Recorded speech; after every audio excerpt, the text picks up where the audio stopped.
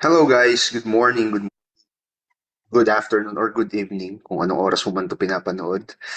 Sa inyong lahat, so for today, we will be having a crop protection Q&A session naman. I will be discussing to you 20 questions sa crop protection na subject natin. We will be answering those questions and I will explain to you the concepts behind it. So let's start with question number 1. So sabi dito, in plant pathology, which pair is matched correctly? So we're looking for two terms that are paired correctly.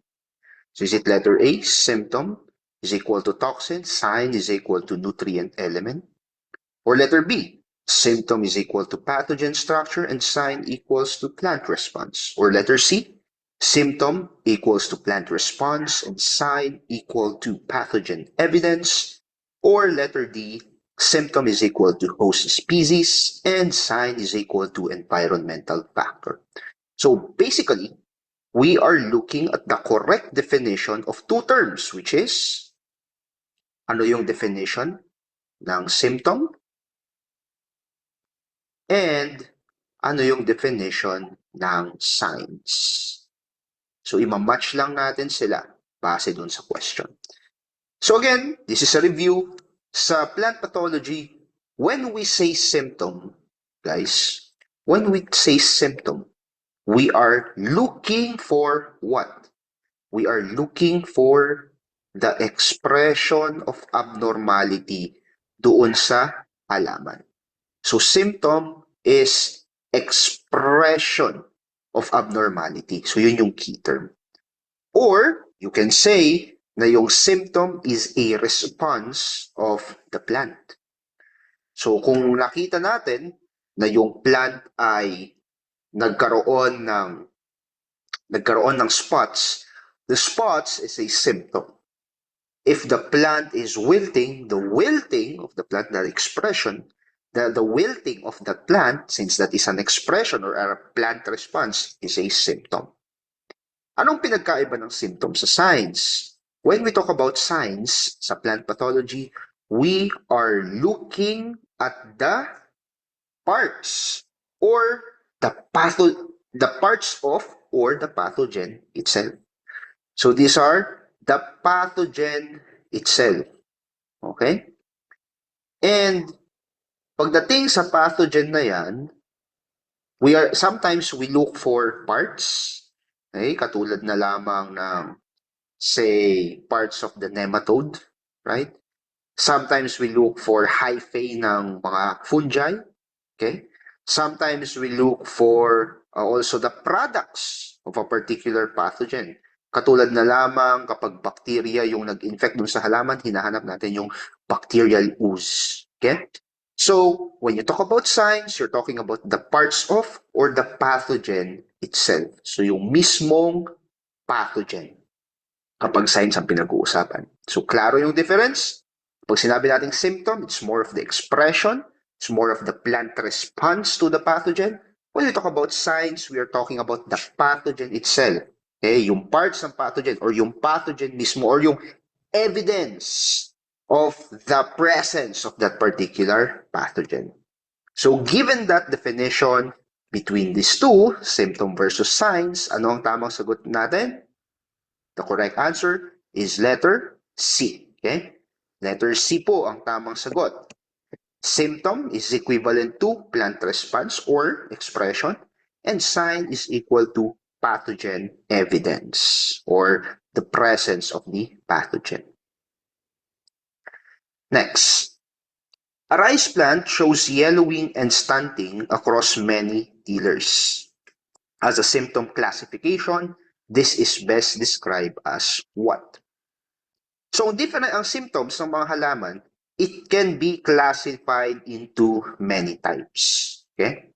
Now, for this particular question, we are looking at the classification of what symptom?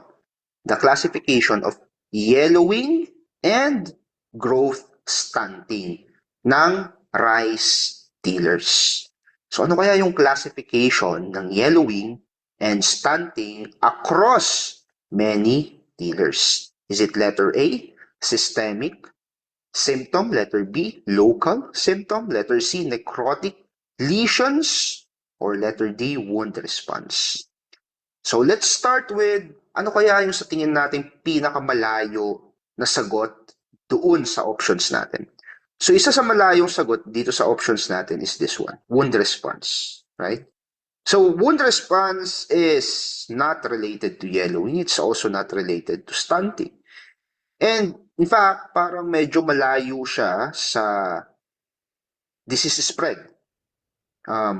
Mas related siya sa injury, okay, yung wound response option. So we can cross that out. How about necrotic lesions? Ang necrotic lesions naman is more on the lesions of dead tissue patches. So may nabubulok na tissue dun sa halaman. Now, wala naman nasabi na mayroong dead tissues or nabubulok dun sa statement dun sa question natin. So we can also eradicate necrotic lesions. So we are now left with A and B. So itong dalawang to, A at saka si B, magkapatid yung dalawang classification of symptom na yan. Okay? Hindi sila parehas, but they oppose. Hindi sila parehas, but they are the opposite of one another. Ganon.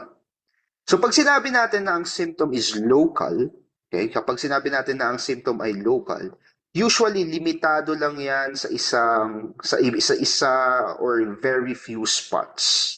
Okay? So examples would be kapag may mga cankers doon sa halaman or may batik-batik, yan.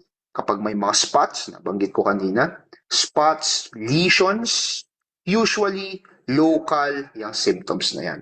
Okay? Kapag isang area lang or a very few area of the plant. Pero kapag yung buong halaman na yung affected, okay? So the whole plant or even a large area and the whole plant are being affected, systemic na po yan. Ngayon, balikan natin yung question. Ang sabi, the rice plant is showing yellowing and stunting across many tillers. Now, yellowing and stunting, unahin natin yung stunting. Stunting across many tillers. Usually, ang stunting, anong naapektuhan dyan? Some areas of the plant lang ba? Hindi, usually yung buong halaman. So alam natin na yung halaman is stunted in growth kasi we can see it as the totality of that entire plant. Yung yellowing, nakikita rin natin yan usually sa mga dahon and sa stem ng halaman. And since it is found in many tillers, we can now conclude that this yellowing and stunting is classified as local or systemic. So based doon sa ating definition kanina, systemic po yan.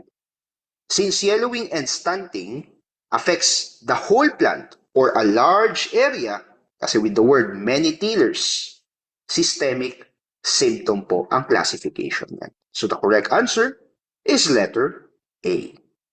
Okay? Next question. The term that refers to any agent that transmits a pathogen, most especially virus, into or onto a plant. So when you talk about agent, you're talking about a third-party being, whether that be insect, animal, or even human beings. So ano daw tawag natin doon sa mga being, doon sa mga agent that transmits pathogen? Sila yung nagpapakalat ng pathogen. What do we call them? We call them as your letter. Correct. Tamang sagot po dyan, letter A. So vectors po ang tawag doon sa mga insekto, mites, nematodes, human beings na nagpapakalat ng sakit sa halaman. Ano ang inoculum? Inoculum is the infective material of a pathogen. Yan po ang inoculum. The infective material of a pathogen. So kapag minsan, kaya nga kapag we are diagnosing a particular disease dun sa halaman, siniseparate natin yung inoculum na yan and then nire-reinfect natin yung halaman in order to confirm that that particular disease exists. Ano naman po yung saprophytes? Saprophytes are organisms that feeds on dead matter. So yan ang keyword kapag saprophytes. They feed on dead matter. How about resistance gene? Well, these are genes. They are not transmitters and they are not agents that transmits disease. Okay? Next question. In a disease cycle, so sa isang disease cycle daw,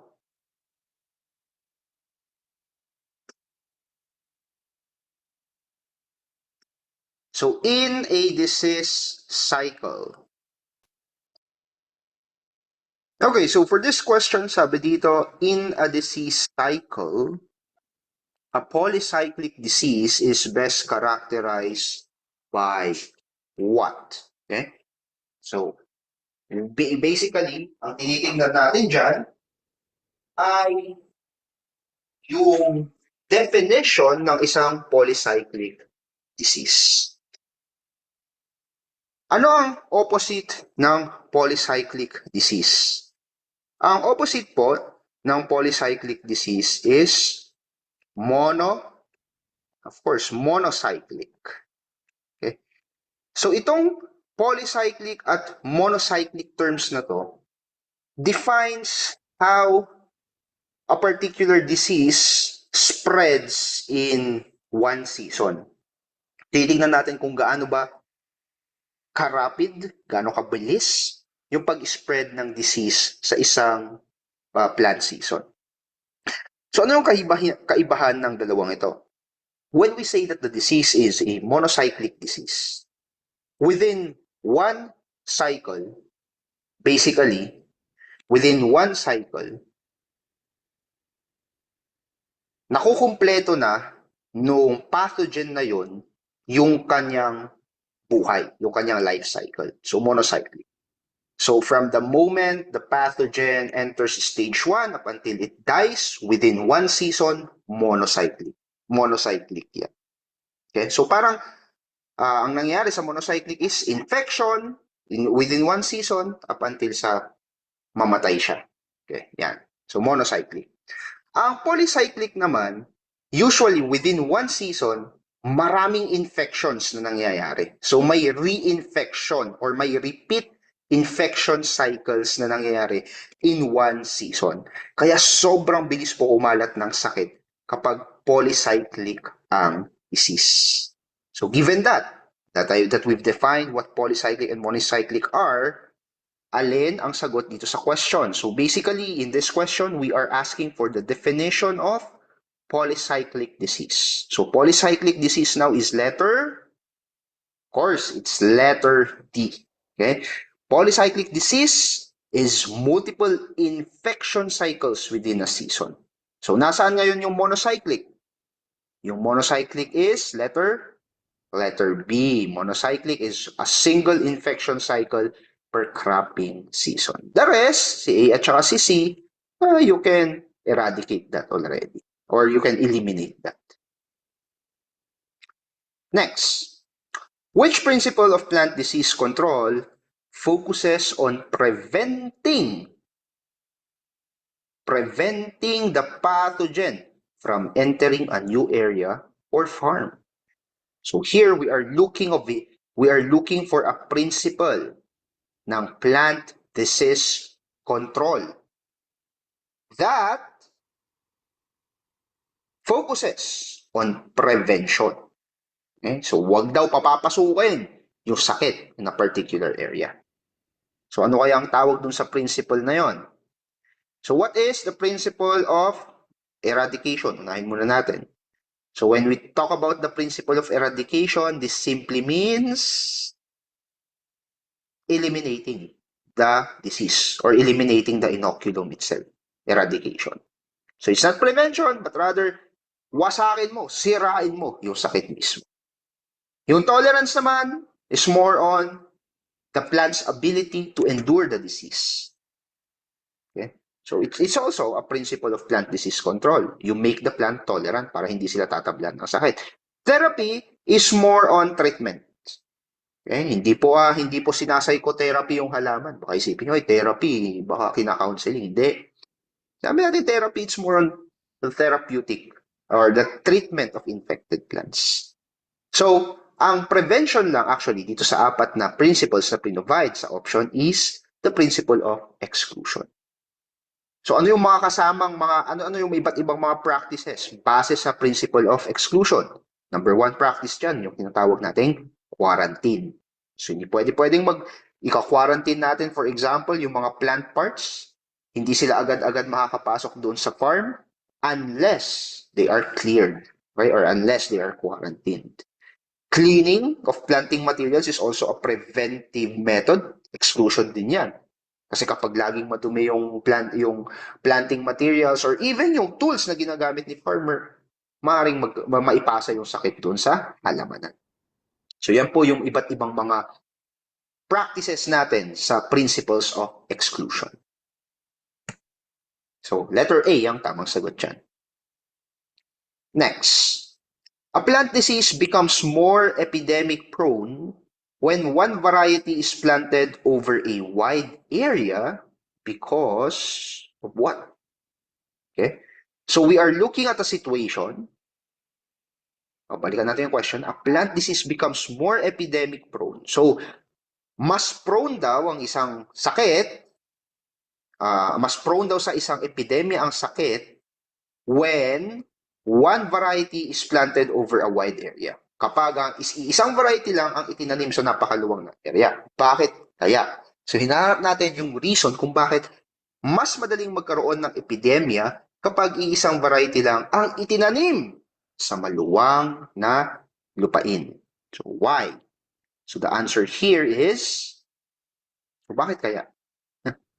Okay, so the reason kung bakit mas prone sa epidemic na maging epidemic yung pagtatanim ng one variety over a wide area. Ano ba tawag doon? When a farmer plants one variety over a wide area, what do we call that practice? We call that as monoculture, di ba? Monoculture. So ano pa kasi yung harm ng monoculture? Yung monoculture, guys, it creates a uniform susceptibility of host. Ibig sabihin, kapag ang halaman na yan, kapag kahit yung isang population or kahit yung isang individual plant nagkaroon ng sakit, mabilis yan kumalat. Why? Kasi pare-parehas ng variety yung mga katabi niya. Okay? So, mas mabilis yung spread, mas mabilis yung build up ng sakit, kaya it is more prone already. Okay? Now, because of this reason, ang tamang sagot dito is letter A. Monoculture increases genetic uniformity of susceptibility. Dahil marami sila at pare-parehas lang naman yan kapag nagkaroon ng sakit, yung kahit small patch or or a few plants within that garden, kakalat ng mabilisan po yung sakit. Okay? So letter B eliminates initial inoculum sources. Mali yan. It will not happen. In fact, the opposite will happen. Hindi mai-eliminate yung sakit dyan, but rather kakalat ng mabilis ang sakit. Letter C reduces vector movement between fields. Mali rin yan. In fact, makakatulong pa yan para maparami yung vectors kasi ang dami nilang kakainin. Right? Na pare-parehas lang naman. It lowers pathogen reproduction rate overall. Wala po siyang relate. Okay? Hindi po siya related dun sa situation natin about monoculture. So, letter A ang tamang sagot dyan. Next, a plant pathogen. So, we're looking at a plant pathogen that lacks a true nucleus, multiplies by binary fission, and commonly produces water-soaked leaf lesions is most likely a, what do you call that?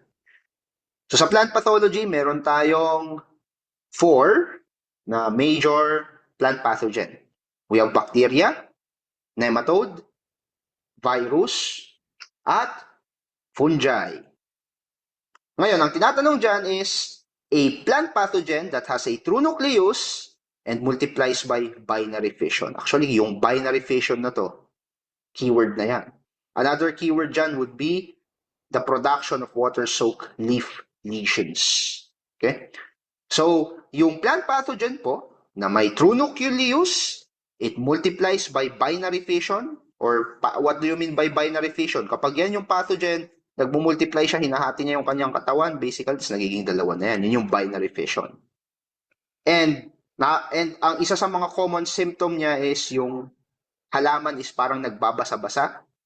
Yung pathogen po na yan, automatic, is a bacteria. So, letter B po ang tamang sagot.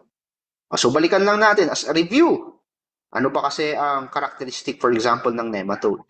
So, ang nematode is a microscopic worm-like plant pathogen. And usually, ang inaatake nito is yung roots. Okay? Yung roots. They feed on the roots of the plant.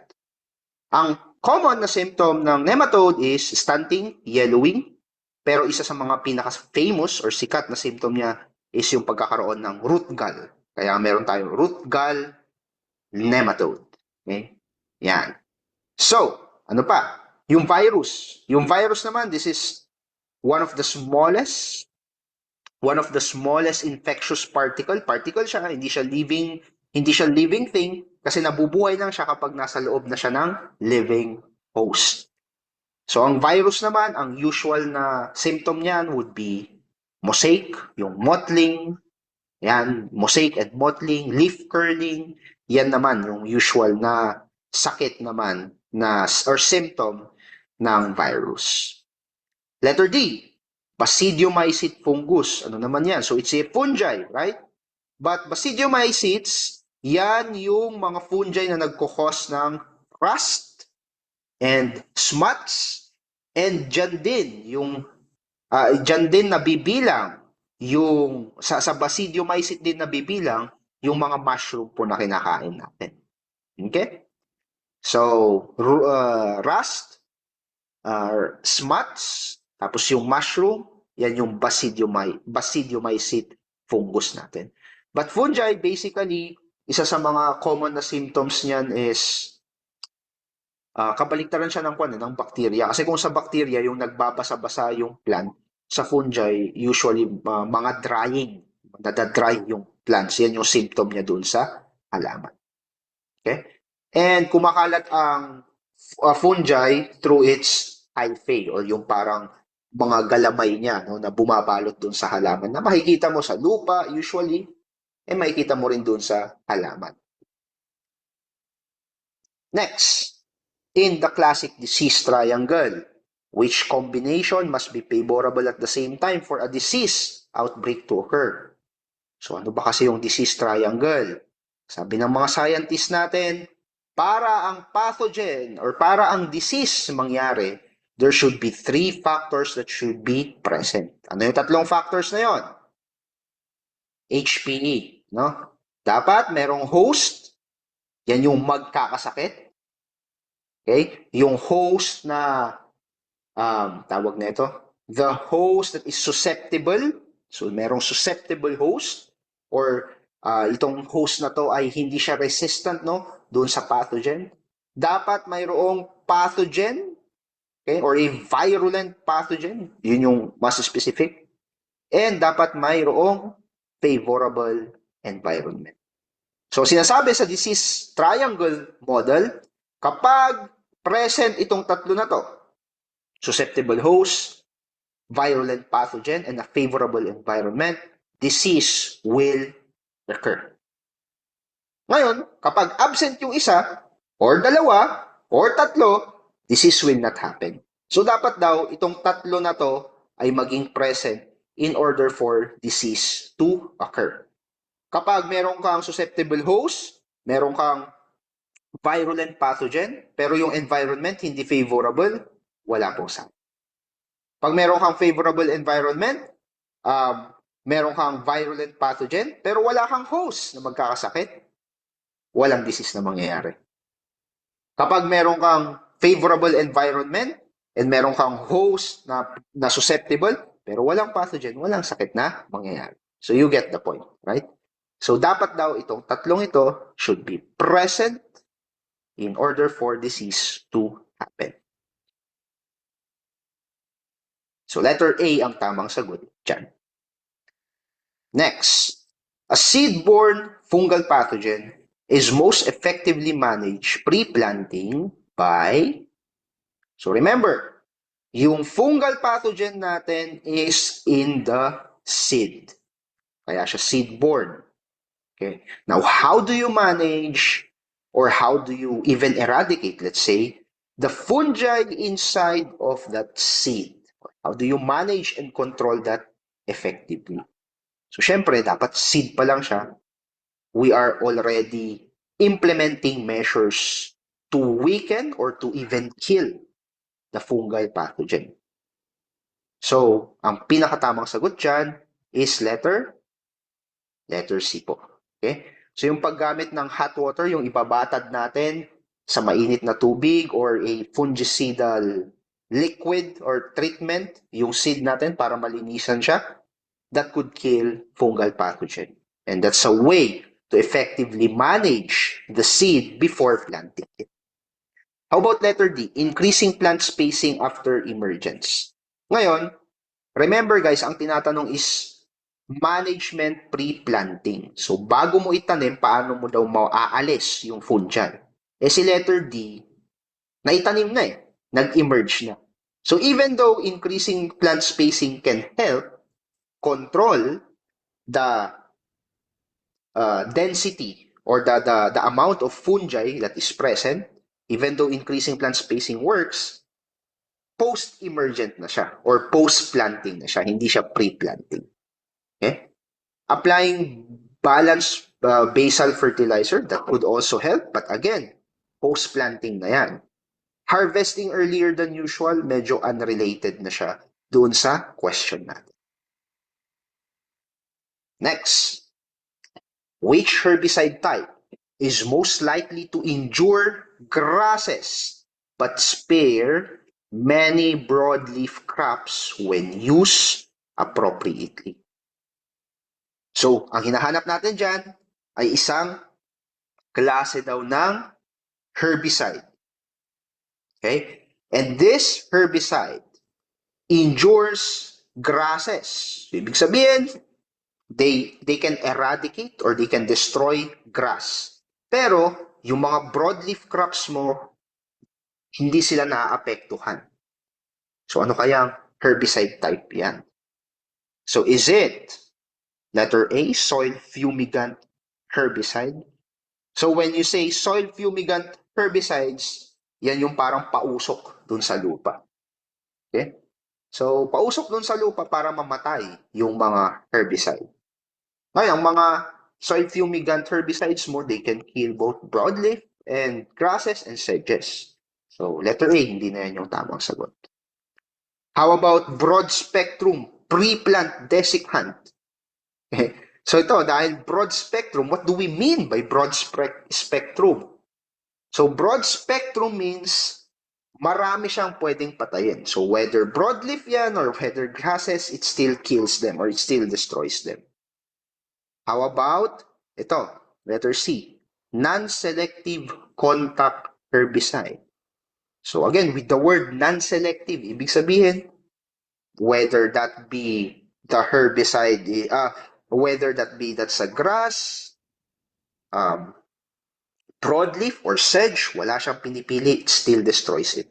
Kaya non-selective nga, di ba? So, ang tamang sagot dyan would be selective grass herbicide. What do we mean when we say that our herbicide is selective? Okay?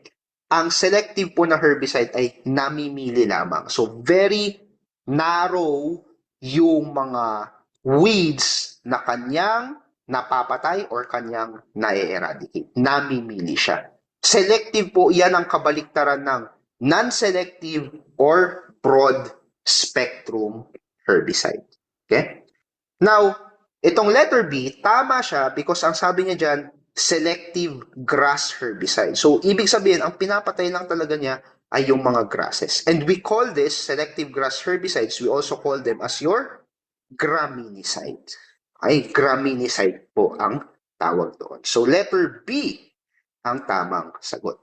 So mainam na kapag namimili rin mainam na kapag tayo ay namimili ng mainam na kapag tayo ay namimili ng herbicide, kasi nga yung herbicide usually, yung mga weeds, usually they grow together or along with the crops that you have.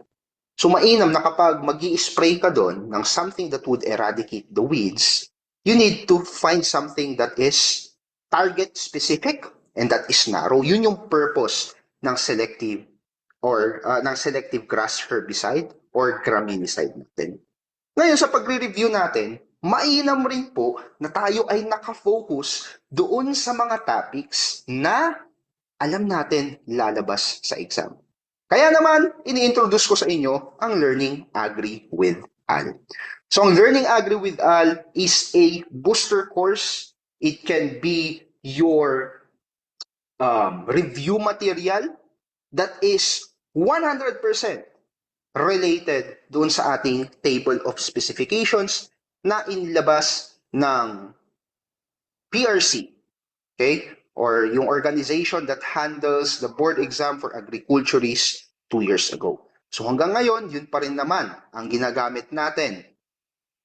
Yung same na TOS pa rin naman yung ginagamit natin, yung ginagamit nila when generating the questions in the exam. So dapat maging focused, maging organized yung pagre-review natin when preparing for LEA. Kaya naman itong Learning Agri with Al, ginawa for that specific purpose. You are ensured that the topics being discussed here are all aligned in the table of specifications. So they are selective, they are focused, they are narrow, and more importantly, they are structured. So ang Learning Agri with Al, naka-structure yan per module, per lessons, and each lesson may mga quizzes pa dyan to make sure na mamamaster nyo talaga yung mga different topics sa LEA. So ito po yung inclusions natin. If you want to take a screenshot on those, so we have TOS-based structured lectures and notes. Meron tayong premium video lecture library, exclusive na hindi nyo makikita sa kahit na anong YouTube or internet sources.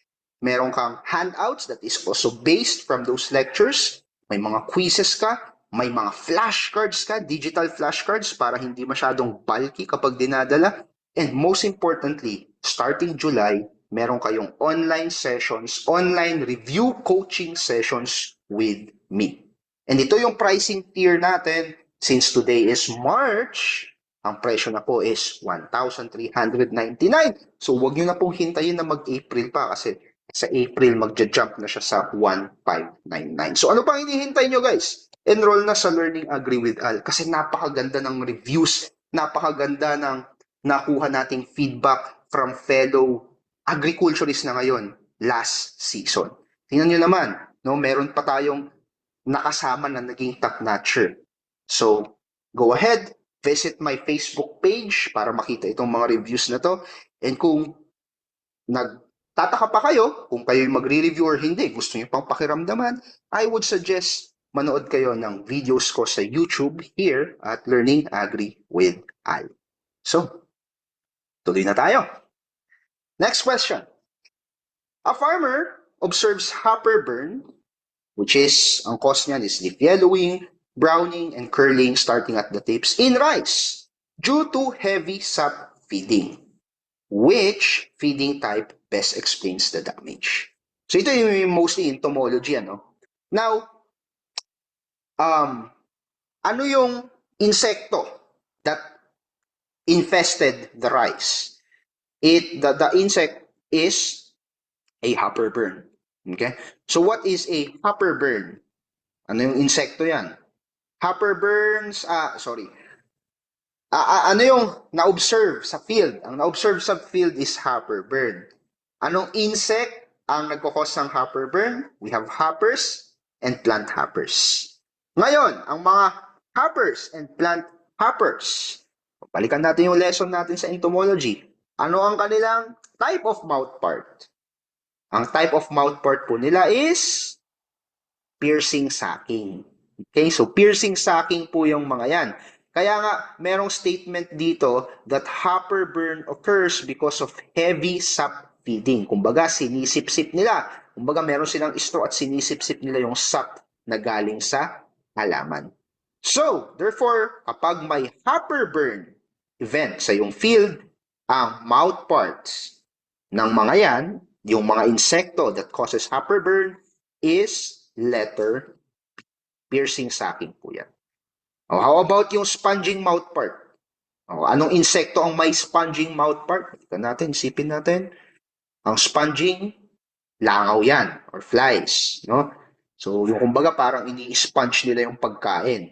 Kaya yung sa langaw, yung bunganga ng langaw, parang may ganyan yan. No? Yan. Tapos ito, yung kwan na yan, yung area na yan, yan yung parang sponge nila. O ini-sponge nila yung surface para sila yung makakain. Yung rasping sucking naman, usually makikita mo lang yan sa mga thrips. Okay? Chewing mouth parts. Oh, so chewing mouth parts, hindi ka magkakaroon ng hopper burn dyan. Anong mangyayari sa chewing mouth parts? Usually, ang makikita mong symptom dyan is that yung halaman butas-butas. Okay? Or may mga tai-tai doon sa dahon or doon sa halaman. Ay makikita kang tai-tai doon sa halaman. Usually, mga caterpillar, mga grasshoppers, yan, may mga chewing mouth parts yung mga yan. Okay? Next, a suspected bacterial disease shows ooze on a cat stem. Which simple field test most supports a bacterial cause? So, nakakita ka daw ng bacterial ooze. Okay? So, basically, nakakita ka ng parang, how do you describe a bacterial ooze? Some liquid na lumalabas doon sa halaman kapag pinisa mo yung halaman.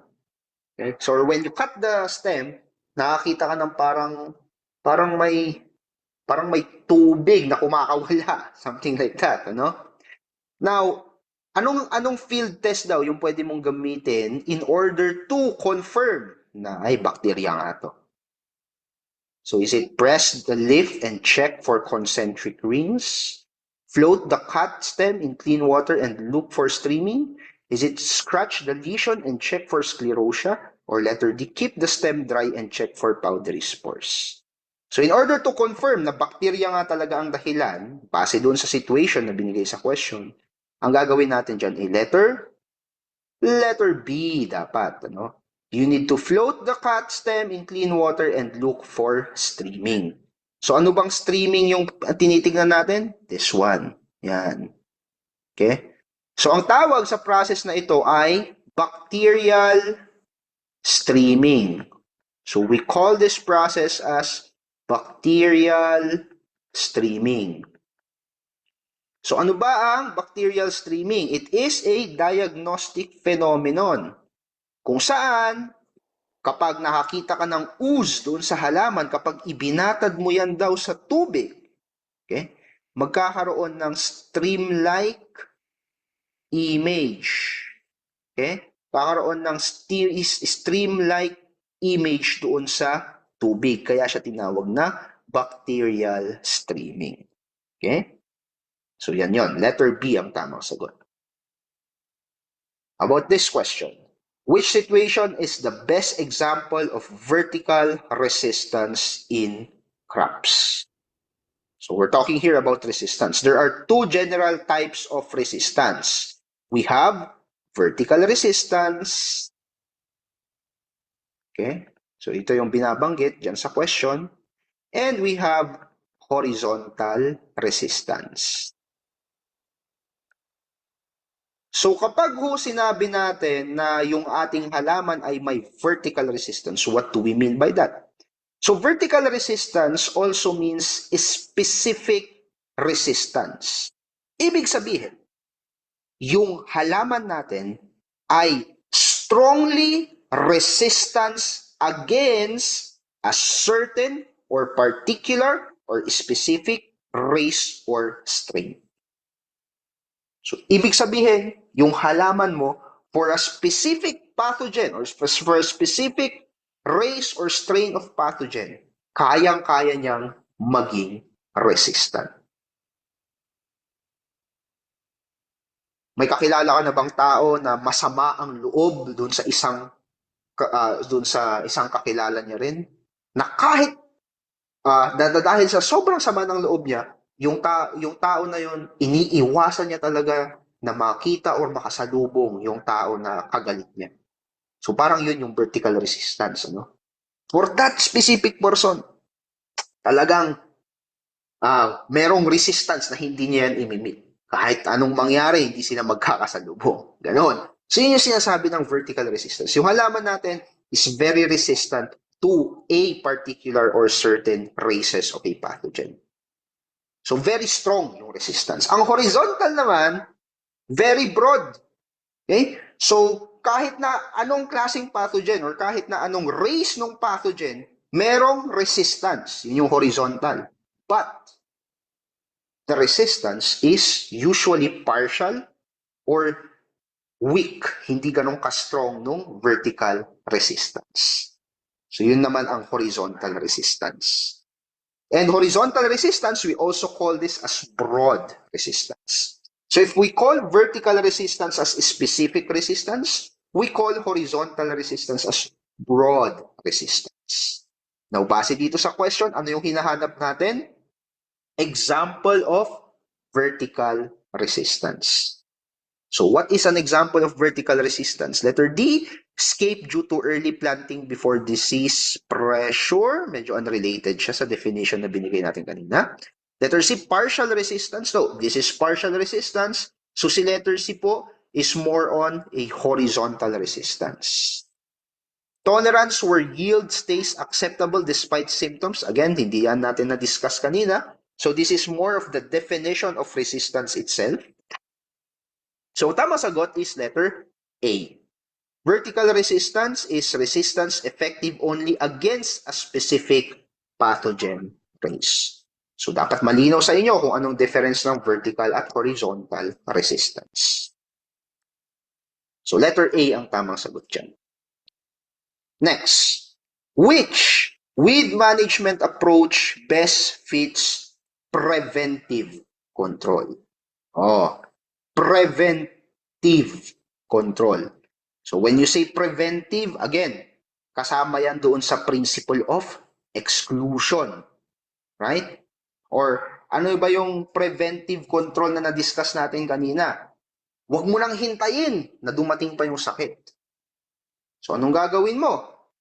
Hindi pa dumadating yung sakit, pinoprotektahan mo na yung halaman para ma-prevent na magkaroon ng sakit yung halaman. Okay. So alin kaya dyan ang preventive control of weed management. So letter A, tingnan natin. Cultivating soil deeply to expose roots. So preventive ba to? Hindi eh. Kasi nandyan na. Nandyan na yung weeds basically, right? Nandyan na yung weeds. So, kung nandyan na yung weeds, in-expose mo yung roots niya, hindi yun preventive. It's more of eradication na yan. Right? How about letter D? Hand weeding after weeds set seed. Again, nandyan na yung weeds. So, eradication yan. How about letter C? Mowing weeds after flowering to reduce biomass. Again, nandyan na yung weeds. Right? So, ang preventive measure dyan is to apply pre-emergence herbicide before weeds appear.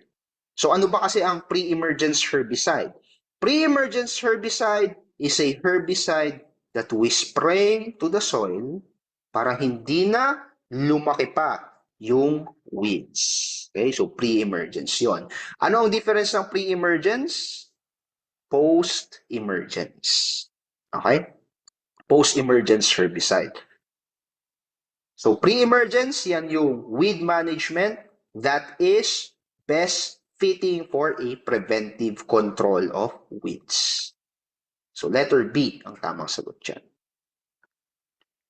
Next, a farmer finds irregular holes in leaves and also sees rust on foliage This damage pattern is most consistent with what? So ano yung nakita daw ni farmer?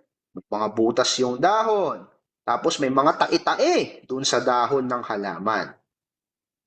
So, may butas yung dahon, may tae-tae dun sa dahon ng halaman. Alam natin, insekto yan. Ano kayang mouth type yung insekto na yon? Nabanggit ko kanina, it is very correct, no? Chewing insect yan. So more than likely, yan ay caterpillar, yan ay beetle, yan ay grasshopper. Kasi butas-butas yung dahon eh. Tapos may mga tae-tae. So it's a chewing insect. Pwede ba yung nematode? Hindi ho, no? Kasi ang nematode microscopic. Tsaka hindi yung dahon ang kinakain ng nematode. Nandun siya sa roots. Kasi nasa lupa ang plant nematodes. How about ito, leaf mining larvae feeding between epidermal layers. Now, ang leaf mining larvae, tama naman, may chewing mouth part din yan. Pero ang pinaka-symptom yan is not butas sa dahon, hindi holes in leaves, but rather mga tunnels or blotches doon sa stem ng ating halaman. Kaya nga siya leaf mining pala. Kala ko stem borer yung nasa isip ko. So leaf mining, ang mapapansin natin na kuwan dyan is parang may mga tunnel doon sa dahon. Hindi butas doon sa dahon. Okay? So kung yan yung dahon, gawin ko lang. Kung yan yung dahon natin, kapag leaf mining larvae yan, usually ang makikita nyo sa dahon, parang may mga ganyan-ganyan na puti. Okay? Pero hindi butas yung dahon. Pero parang may puti na nagtatanal dun sa loob. Okay? Leaf mining larvae yan. Ngayon, yung butas, syempre butas. Okay? That is caused by a chewing insect. How about sap-feeding insects? Now, ang sap-feeding, yan ay, yung example natin kanina, it might cause hopper burn. Okay? Hopper burn naman yan. So, sap-feeding can cause hopper burn, it can cause yellowing, it can cause stunted growth dun sa halaman kapag sap-feeding insects naman yung nag-infest dun sa ating halaman. Next.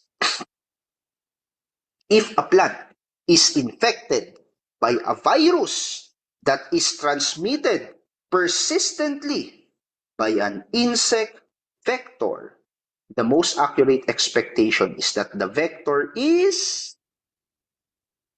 So ano daw to? The plant is infected by a virus that is transmitted persistently by an insect vector. Now, ano daw yung expectation natin or how do we define the vector that persistently transmits plant viruses? So, balikan natin yung lesson natin sa vectors. No? There are 3 types. Merong 3 types ng insect vectors based on transmission persistence. Ano yung 3 types ng insect vectors natin? So, 3 types of insect vectors. Number 1, meron tayong tinatawag na non-persistent vectors. So, what do we mean when we say that our vectors are non-persistent? So, usually, non-persistent yung vector natin kasi yung virus nabubuhay lang saglit doon or nananatili lang saglit doon sa kanyang bunganga and maipapasa niya lang yan for a few minutes to a few hours. Okay, non-persistent. Nasa bunganga lang yung virus, nasa bunganga lang ng insekto. Number 2, meron tayong tinatawag na semi-persistent. Now, when we say that the vector is semi-persistent, usually yung virus, it can last for days within the body of that particular insect. So, days lang, semi-persistent. Yung pinakamalala is what we call as persistent vectors. So, usually, itong mga persistent vectors na to, yung virus na ipinapasa nila sa halaman ay nabubuhay talaga sa kanilang katawan for life. Ibig sabihin, nagso-circulate lang sa katawan nila. At kapag nanganak yung mga insekto na persistent vectors, usually, yung virus na yun, ipinapasa pa nila sa kanilang anak. So yan yung tatlong klase ng vectors based of transmission persistence. Now, since the virus that is transmitted, if a plant is infected by a virus that is transmitted persistently, so we are more than likely looking for a persistent vector here. So letter A, transmits immediately after a brief probe only. This one, si letter A, might be looking at a non-persistent vector kasi it only transmits immediately after a brief probe. Okay? Letter B, loses the virus after its next molt within hours. So, possible na non-persistent din ito. Or, non-persistent. How about needs the virus to multiply on leaf surfaces first? This is now unrelated to what we've discussed earlier. So, ang pinaka-definition ng isang persistent insect vector is letter C. Okay? Must acquire the virus, then it can transmit the virus for a very, very long time. Yan po ay isang persistent vector. Letter C.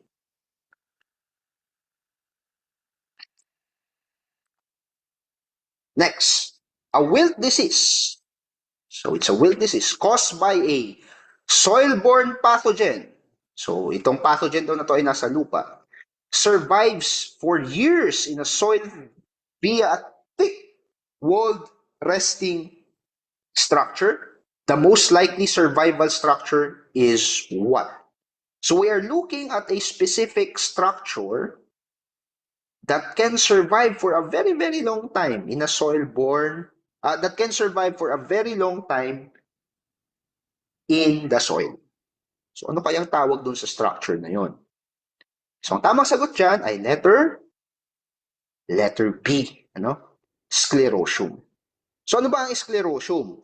Ang sclerosium ay isang structure ng fungi. And this particular structure of a fungi, itong sclerosium na to, pwede siyang tumigas. And sa kanyang pagtigas, dahil nagkakaroon siya ng thickened wall, it can survive now for years in the soil. Okay? So yun ang sclerosium. So kaya tandaan nyo kapag ang tinatanong is ano daw yung structure ng fungi, na nag-harden, kaya siya nakakapag-survive ng matagal sa lupa, ang tamang sagot yun, doon ay sclerosium. Okay? So ano ba kasi yung conidium at saka sporangium? Ang conidium at saka sporangium are propagules, okay? Or they're also a structure ng fungi, but this is usually for short-term dispersal, para lang dumami yung fungi na yon. Ang Basidiospore, makikita lang natin yan sa mga Basidiomycetes. Yung mga nagkokos ng smuts and rust. Yan, Basidiomycetes yung mga yon. So Basidiospores, yun yung parang seeds nila para sila ay makapagparami. Next, which statement best describes systemic fungicides compared with contact fungicides? So again, ang tinitignan natin dyan, ano ba yung difference ng systemic fungicide at contact fungicide? Ano pong difference ng dalawang yan? So kapag sinabi natin na ang fungicide po ay contact fungicide, it means, okay, the fungicide can take effect upon contact or surface only. Okay, what do we mean by that? So, ang keyword dyan sa contact fungicide is surface only. So, ibig sabihin, kapag in-spray mo itong contact fungicide doon sa halaman at may fungi doon sa halaman and the fungi was in contact of the fungicide, then mamamatay yung fungi. Okay? So yung contact fungicide, nakalapat lang siya doon sa halaman. Hindi siya pumapasok doon sa loob ng halaman or hindi siya inaabsorb ng halaman. Okay? So ano yung inaabsorb ng halaman? Yung inaabsorb ng halaman ay yung systemic fungicide. So The systemic fungicide, ang keyword po dyan is absorbed. Okay? So itong mga fungicide na to, naa-absorb ng halaman and umiikot doon sa sistema ng halaman.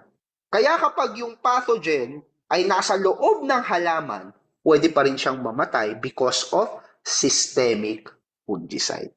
Okay? Now, let's talk about the question. Sabi dyan, which statement best describes systemic fungicides compared with contact fungicide? So we're looking at the definition of systemic fungicides. So let's see. Systemic fungicides, they can sterilize soil permanently after application. Mali. Okay? Letter B, they are effective only against insect and mites. Wala naman akong binanggit na ganon sa difference ni systemic at contact. They remain only on the plant surface where is sprayed. So ano yan? Systemic ba yan? Hindi. Yan ay contact. Okay? Remember, ang hinahanap natin doon sa question is what makes systemic fungicide unique compared with contact? So ano yung unique sa kanya? Letter D. Okay? So ang unique sa systemic fungicide is that they can move within plant tissues and they can protect the plant even internally. Okay?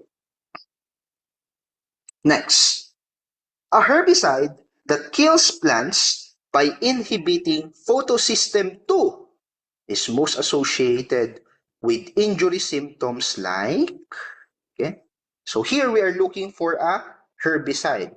Nang ginagawa daw ng herbicide na yon ay dinidisrupt niya yung photosystem 2, or this is a stage in the photosynthesis, no? Dinidisrupt niya yung photosynthesis process ng weeds para mamatay yung weeds. Ano kayang tawag daw?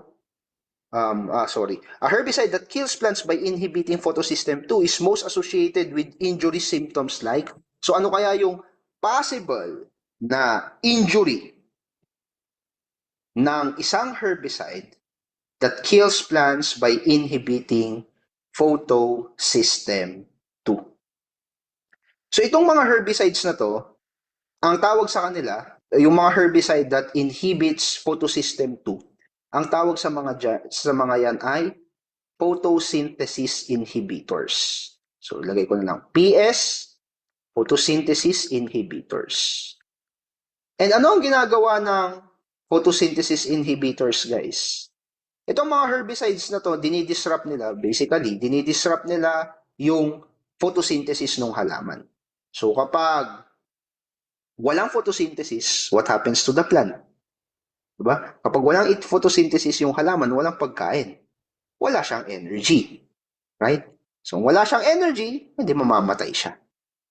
So this photosynthesis inhibitors disrupts photosynthesis. Okay? And because of that, walang energy yung ating plant. Harmful substances can accumulate. Pwedeng mamatay yung halaman or hindi lumaki yung halaman na yan. So, ingat lang guys sa paggamit ng mga herbicide na photosynthesis inhibitors. Kasi kapag na-spray mo rin yan dun sa halaman mo, usually yung halaman mo ay hindi na rin siya lalaki. Ang makikita natin na symptom dyan is magsisimula sa ano pa kasi yung ano yung plant organ na mahalaga sa photosynthesis? It is the leaves, right? So ang unang symptom na makikita natin dyan would be the leaves being yellow, okay? Or chlorosis na tinatawag. And then sooner or later, mamamatay na rin yung ibang mga dahon dyan.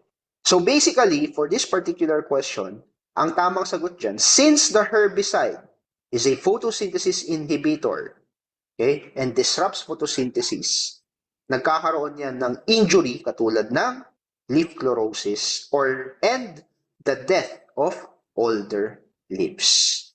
Ngayon, aside from photosynthesis inhibitors, meron din tayong iba't ibang mga herbicides, types of herbicides based on modes of action. Isa-isahin ko lang. Pakinggan nyo ako.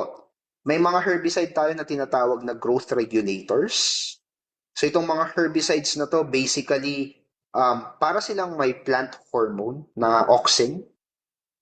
pero nagpo-provide sila ng false growth signal.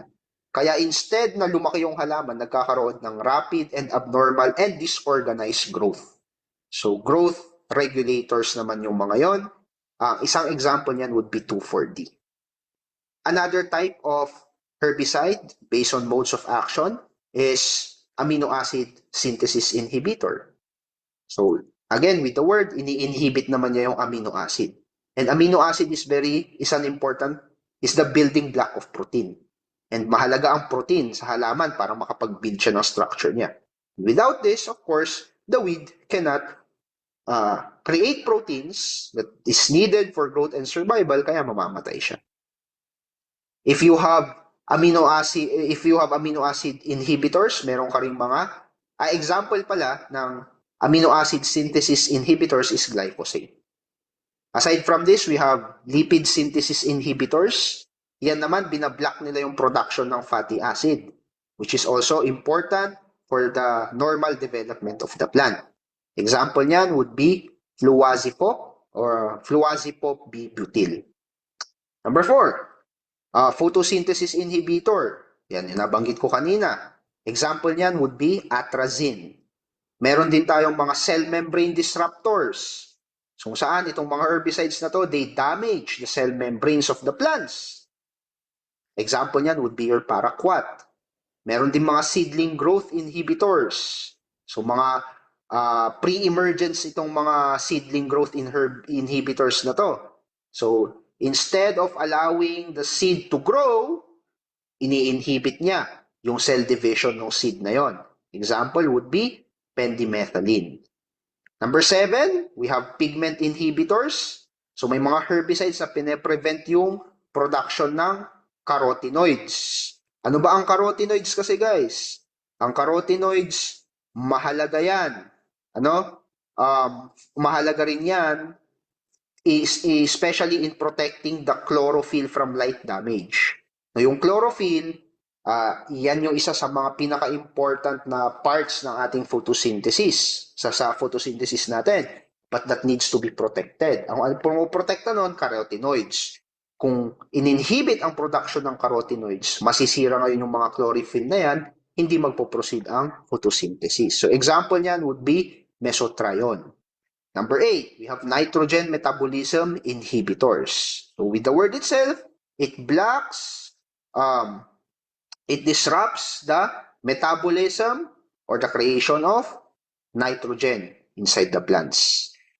Okay? And because of that, nadadamage yung plant, it causes plant death. Example niyan would be glufosinate.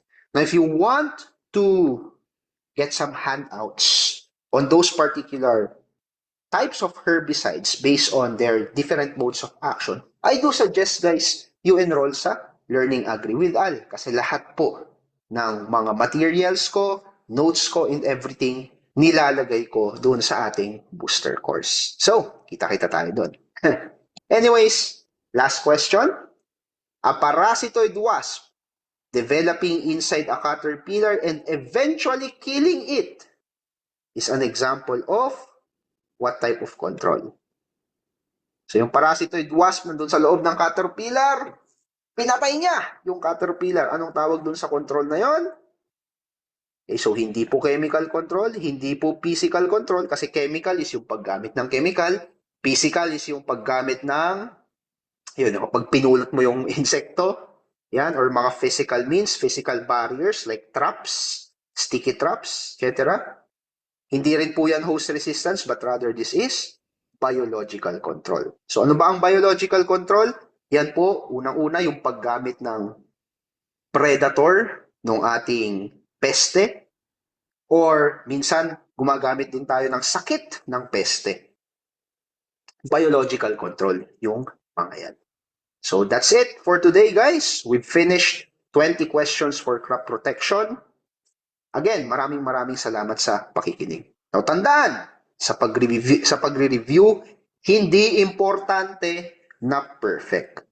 Ang mahalaga, nauunawaan, ang mahalaga, nakakapag-practice. Kasi di bali lang magkamali ngayon, wag lang magkamali during the exam.